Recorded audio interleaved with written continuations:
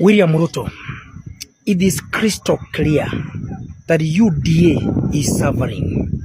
UDA is going to lose elections in accordance to the polls opinion conducted latest today in the evening.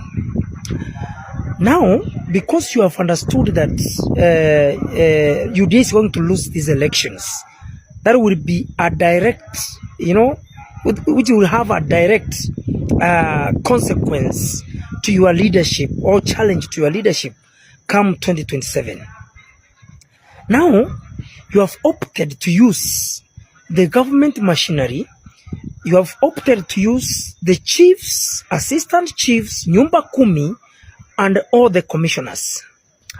I want to tell you, William, hii uchaguzi ya 27 November, it's not about the united opposition. It's not about Dr. Matiang'i. It's not about Gachagua. It's not about Kalonzo Musyoka. It's about the people of Kenya. It's about the people.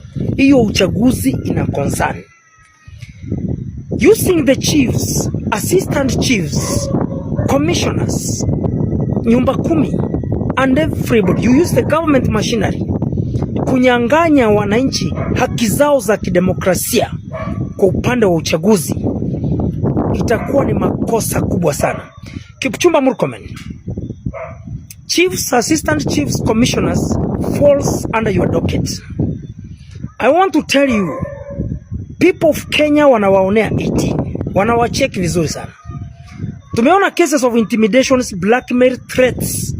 Eti chiefs msipodeliver hiyo kiti, machifu msipoleta hiyo kiti.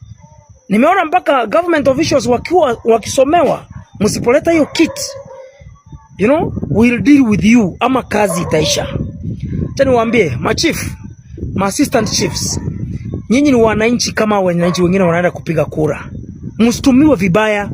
Hii uchaguzi wananchi wenyewe watailinda. Hata ukiwa chief upatikane kuwa unakandamisha demokrasia za wananchi, unaenda against demokrasia ya wananchi wakati wa uchaguzi, hiyo siku ya Alhamisi, raia watadiri na wewe. Hiyo kitu nitakuambia na nitakuhakikishia. Allow people do their civic duty of voting, wachague viongozi wao kulingana na demokrasia without any intimidation, threats and blackmails. Mimi nimekuambia vizuri as early as this. Gen Z's take position in your respective polling stations zenye zitakuwa na by elections. Why am I saying this? Ruto has brought all those people in government, na hii by election imeingia sana kwake, sababu wakikosa kuchaguliwa mnajua your guess is as good as mine. Mnajua what will be the discussion after hiyo uchaguzi imeisha. As it stands now, united opposition, whatever candidates are going to win with a very, very big margin. That's why the government is struggling to find a way out. Sababu ya wananchi imeshindikana. Wananchi watapiga kura kwa united opposition candidates. So Ruto is looking for plan B, using now the deep state and the system. We are going to defeat the deep state and the system. So dare nobody. So wananchi mchitokeze kwa wingi, muende mpige kura, na vijana Gen Z, you come out mchunge kura zenyu. Hiyo ndio kitu na washauri leo hii. After tomorrow, ingia pale. Ruche mwenyewe amewahakikishia tusonge mbele. Ruto alisema he's a consumer of raw intelligence. Because yeye every morning anakuanga briefed. Na si wote tunajua, even Uber drivers, some of them ni NIS. Na ukisikia mtu akikuuliza, this government, they're just getting information from the people.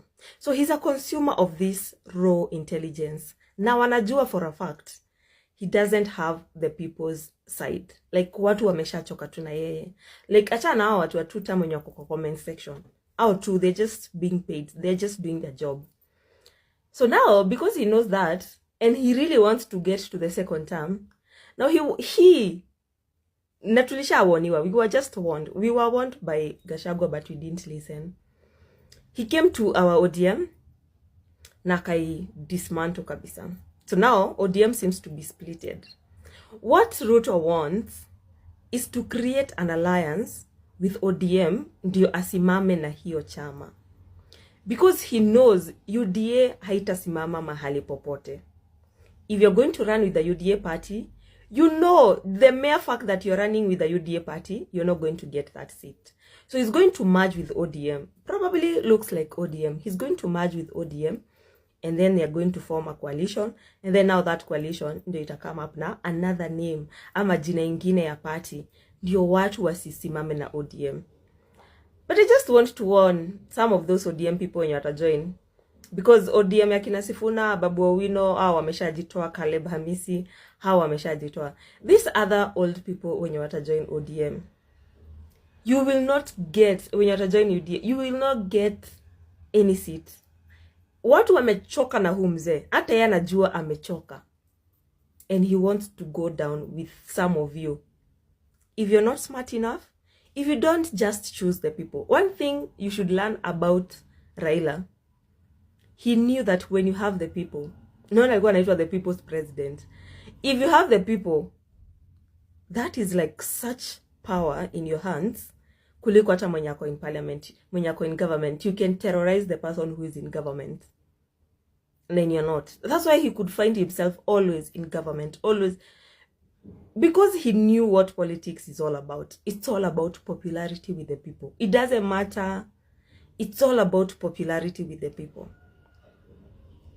Now nimchanuke haraka, ama nyi wote pia mtaenda home, because UDA inaenda home, and his top leadership mwenye sasa ni president, they will go home. Breaking news, World Bank has issued a strong warning to Kenya. You need to stop borrowing a lot of money locally. So Kenyan government is borrowing a lot of money locally. Why? Because it's guaranteed. You will get it immediately. There is not a lot of paperwork and it fixes immediate crisis. But there is a lot of problems which come with it. So a lot of banks in Kenya, they prefer giving the loans to the government rather than giving to the common people, the citizen, to improve their businesses or even to start up a business.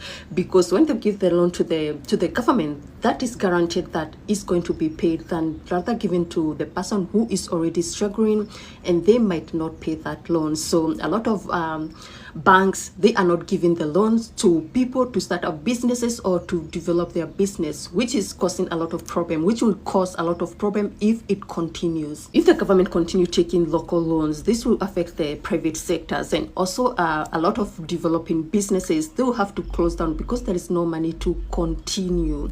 And also there will be low economic growth, low job creation, and also it will be very hard to reduce poverty. Low economic growth, low job creation, and also it will be very hard to reduce poverty.